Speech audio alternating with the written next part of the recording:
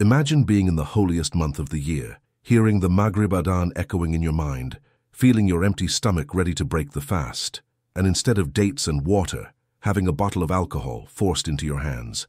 That was my iftar in 2018, and to this day the bitter taste of that liquid burning my throat doesn't compare to the pain of seeing my faith being desecrated in front of cameras and soldiers who laughed. My name is Ahmad Karim. I am 50 years old, and today I live as a refugee in Kazakhstan. But I was born and raised in what we Uyghurs call East Turkestan, a region you know as Xinjiang in northwestern China. My name appeared on government lists of religious extremists, not for committing crimes but for having a beard and for keeping in my carpentry workshop traditional Uyghur boxes decorated with crescents and stars, symbols my grandfather taught me to carve when I was only 7 years old. What you are about to hear is not just an account of religious persecution in China. It is the paradoxical story of how I discovered the true meaning of Islam precisely when they tried to forcibly tear it away from me, and how my faith was reborn from the ashes of the greatest oppression I have ever experienced. My name is Ahmad Karim. I am 50 years old, and today I live as a refugee in Kazakhstan, but I was born and raised in what we Uyghurs call East Turkestan, a region you know as Xinjiang in northwestern China. I am a carpenter by profession, father of 4 children, and for most of my adult life I was Muslim in name only, practicing our religion more out of cultural tradition than true spiritual devotion. Before continuing with my conversion story, write in the comments where you are watching from. I want to know which countries this testimony of mine is reaching, because I believe Allah wants this message to reach hearts around the world. For the first 40 years of my life, I was what many would call a cultural Muslim.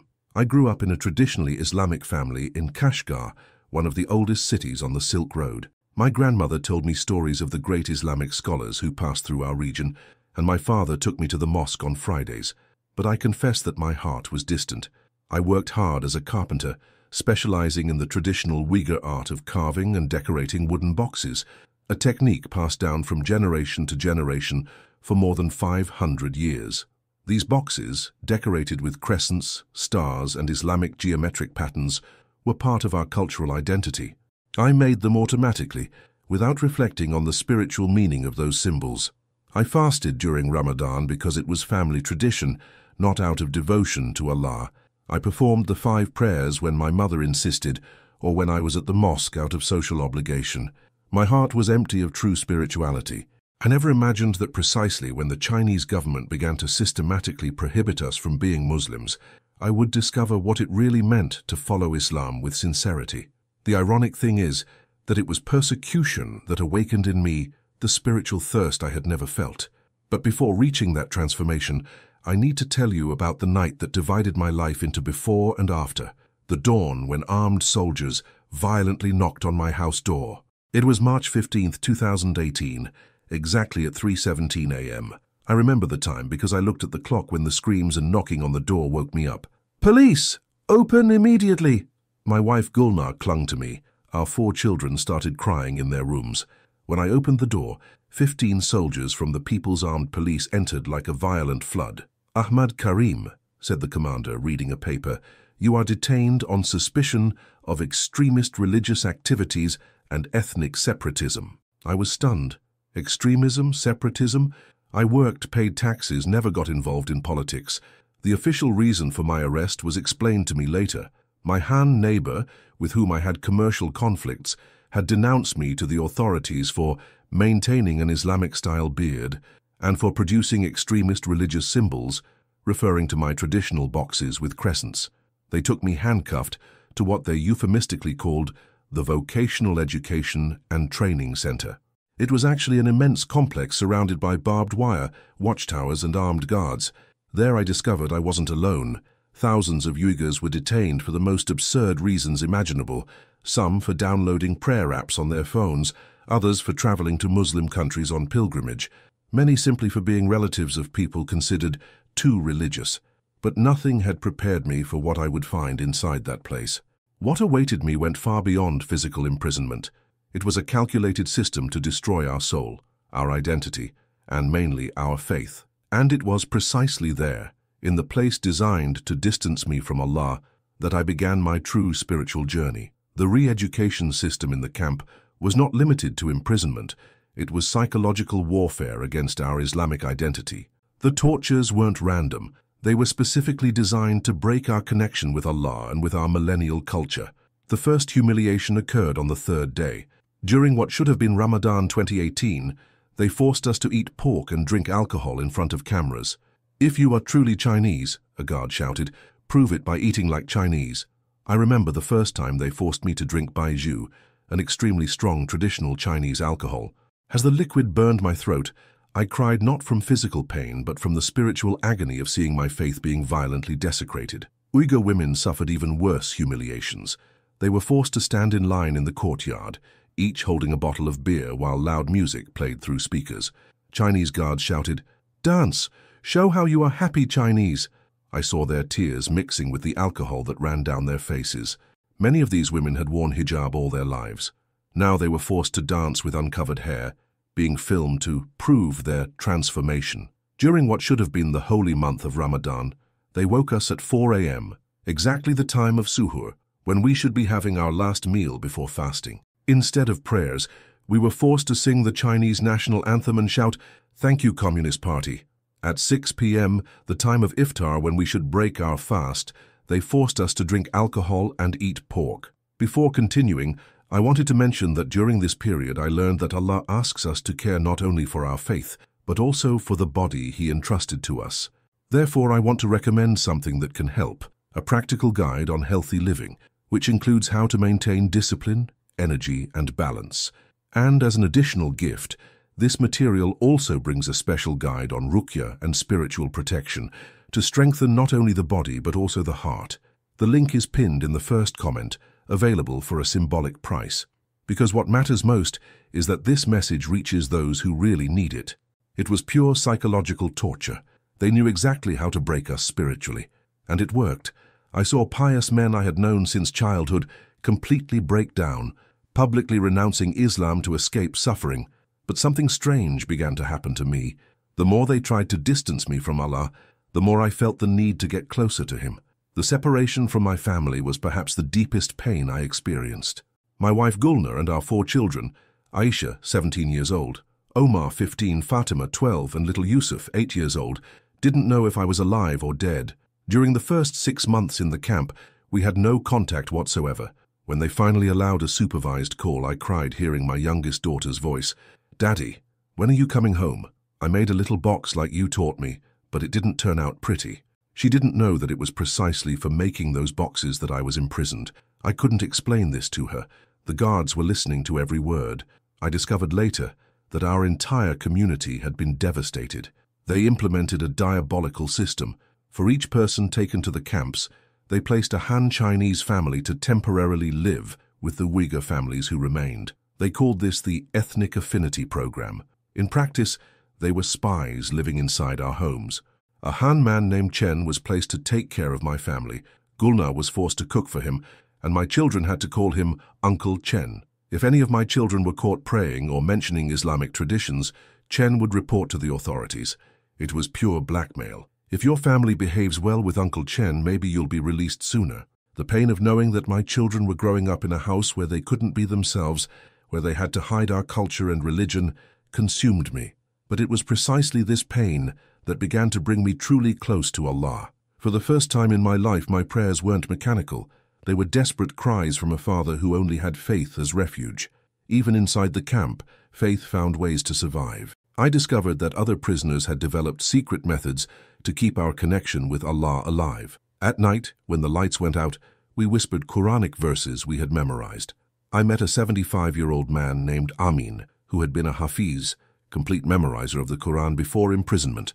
He told me about the clandestine madrasas that operated in our region between 1999 and 2014. Every family sent at least one child to memorize the Quran, he whispered during dawn. We knew difficult times would come. Memorization was our way of preserving Islam. Amin began to teach me, in absolute secrecy, some surahs I had never properly memorized. During forced labor in the camp's textile factory, he whispered verses while we operated the machines. The noise of the machines disguised our voices. La hawla wa la quwwata illa billah. There is no strength nor power except in Allah, he repeated. and I began to feel the true meaning of these words. We developed a system of mental prayers during torture. When they forced me to drink alcohol, I closed my eyes and mentally recited, "A'udhu billahi minash shaitanir rajim." I seek refuge in Allah from Satan, the accursed. When they forced me to eat pork, I mentally asked Allah for forgiveness, explaining that I was being forced. It was Amin who explained to me the Islamic concept of ikra, coercion. Allah knows our hearts, Ahmad, he said. When we are forced to do something haram, forbidden, Allah does not consider us responsible if our hearts remain pure. These words gave me spiritual peace I had never experienced. Ironically, it was in the place designed to destroy my faith that I really learned to pray with sincerity for the first time in my life. My true conversion, not to Islam, since technically I was already Muslim, but to the true practice and understanding of faith, happened during my greatest trial in the camp. It was December 2018, 9 months after my imprisonment. I had lost 18 kilograms, my body was broken by torture, and my mind was at its limit.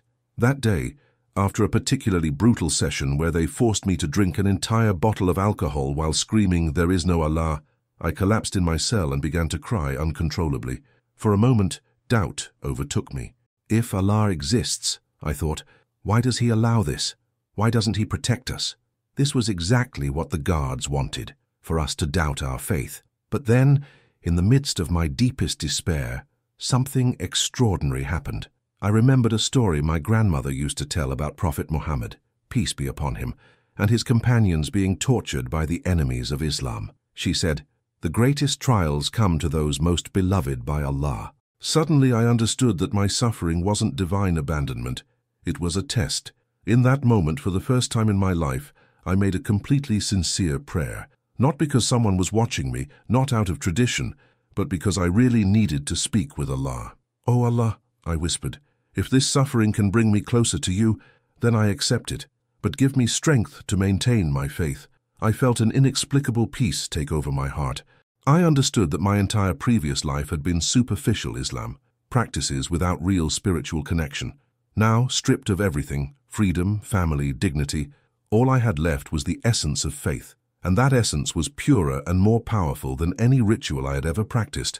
From that day on, each torture became an opportunity for spiritual strengthening. Each humiliation transformed into a reminder of the Prophet's patience.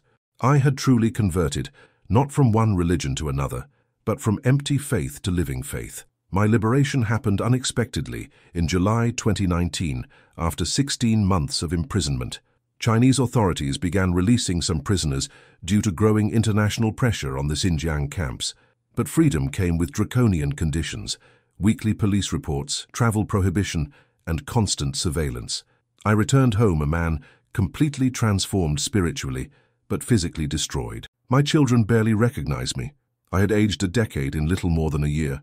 Gulnar cried when she saw me, not only from joy, but also from shock at my appearance.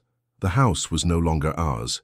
Chen, the Han uncle, still lived with us and controlled our daily activities. My children had been forced to attend schools where teaching was entirely in Mandarin, and our Uyghur culture was being systematically erased from their lives. Saisha, my eldest daughter, whispered to me, "Dad, I almost forgot how to pray. Uncle Chen said it was terrorist stuff." During the 6 months I lived in that monitored freedom, I realized it was just a continuation of prison. We couldn't practice our religion. We couldn't speak our language freely at home, and our children were being slowly assimilated into Han culture. I understood we had two options: accept the gradual erasure of our identity or flee. The escape was planned over 3 months. Using my knowledge as a carpenter, I got work repairing a house near the border with Kazakhstan. During this work, I established contact with networks helping Uyghur refugees. The plan was risky. In December 2019, during a snowstorm that would hinder electronic surveillance, we would cross the border clandestinely. The crossing was the most terrifying and hopeful day of our lives. For 8 hours, we walked through snow carrying only essentials. When we finally crossed into Kazakh territory and saw Kazakh soldiers instead of Chinese ones, we fell to our knees and performed sujud, prostration, right there in the snow, thanking Allah for our freedom. Today, 2 years after our arrival in Kazakhstan, I live a faith completely different from what I knew before imprisonment. I wake for Fajr prayer not out of obligation, but with genuine gratitude for being able to freely turn to Allah. Every time I perform wudu, ablution with clean water and without hurry, I remember the days in the camp when we secretly performed tayammum, dry ablution. My children are relearning to be Uyghurs and Muslims. Aisha, now 19, wears hijab by her own choice, something she couldn't do in China. Omar, 17, is memorizing the Quran at a local madrasa. Fatima and Yusuf attend a school where they can learn in Uyghur and study Islamic history freely. The difference between my previous faith and current one is like comparing a dim lamp with the sun. Before, I was Muslim by birth and tradition. Now, I am Muslim by conviction and love for Allah. Before, prayers were empty rituals. Now they are sincere conversations with my Creator. Before, Ramadan was just food fasting. Now it is a month of complete spiritual purification. I work as a carpenter in a Kazakh refugee cooperative, and I've returned to making my traditional boxes.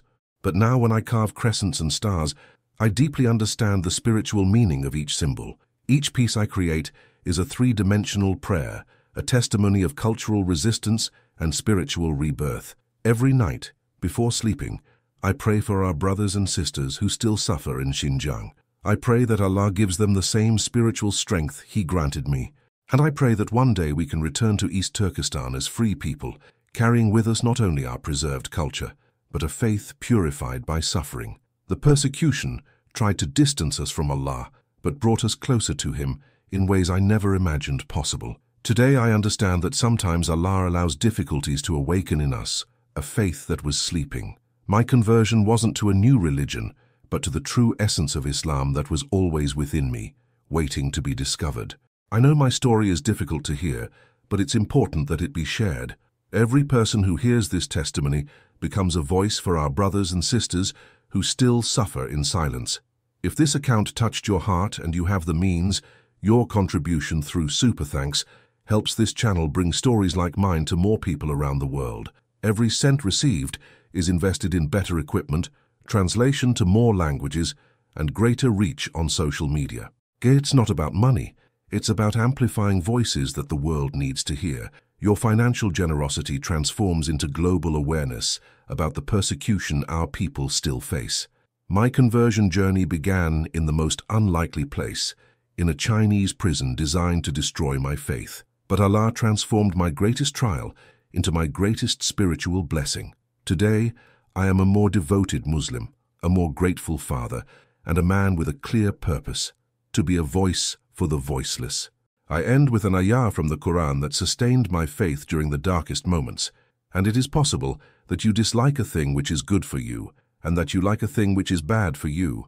Allah knows, but you do not know. Quran 2:2-16. If this story impacted you, I ask that you share it in your WhatsApp groups, social media, and with friends. Every share is a prayer for the Uyghurs who still live under oppression.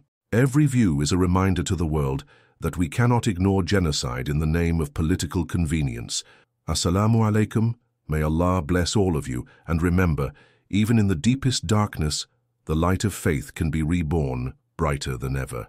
Our struggle is not just for political freedom, it's for the freedom to worship our Creator with dignity and love. The Chinese government may have taken our land, our freedom, and even tried to take our faith, but they cannot take what lives in our hearts. Every prayer we make in freedom, every verse we recite without fear, every time we bow before Allah in sajda, is a victory against oppression. To my fellow Uyghurs who might be watching this, do not lose hope. Allah sees our suffering, hears our prayers, and will never abandon us. Our culture will survive, our language will live on, and our faith will emerge stronger from these trials. To those who are not Uyghur but are listening to this testimony, thank you for being our voice when we cannot speak. Thank you for caring about people you may never meet, but who share your humanity. Your attention to our story is itself a form of resistance against injustice. And to anyone struggling with their own faith journey, remember that sometimes our greatest spiritual growth comes through our deepest pain. Allah tests us not to break us, but to reveal the strength He has placed within us. Whether you are Muslim, Christian, Jewish, or of any other faith, know that sincere seeking always finds divine response. The boxes I carve today are different from those I made before imprisonment. Before, they were just cultural artifacts. Now each crescent moon I carve represents the cycle of hope, that no matter how dark the night becomes, Dawn always comes. Each star I etch represents a prayer sent to Allah, carrying the wishes and dreams of my people. When I teach my children to carve these same patterns, I tell them, these are not just decorations. They are our history, our identity, our prayers made visible. Every line you carve is a declaration that we still exist, we still believe, and we will never surrender our right to be who Allah made us to be. The alcohol they forced down my throat during Ramadan couldn't poison the sweetness of genuine iftar in freedom. The pork they made me eat couldn't corrupt the halal food I now share with my family. The humiliations they inflicted couldn't diminish the dignity Allah grants every believer. This is the miracle of faith. It transforms even our worst experiences into sources of strength. The Chinese authorities thought they were breaking us, but they were actually refining us. Like gold purified in fire, our faith emerged purer, stronger, more precious than before. I leave you with this final thought. In this world of increasing religious persecution, of rising authoritarianism, of attempts to silence the faithful everywhere, remember that faith cannot be legislated away, tortured out of existence, or erased by any earthly power. It lives in the heart, and the heart belongs to Allah alone. May this testimony reach those who need to hear it. May it strengthen the faith of believers, open the eyes of the unaware, and touch the hearts of those who have the power to help. And may Allah grant freedom to all who are oppressed, dignity to all who are humiliated, and peace to all who suffer. Barakallahu fikum. May Allah bless you all.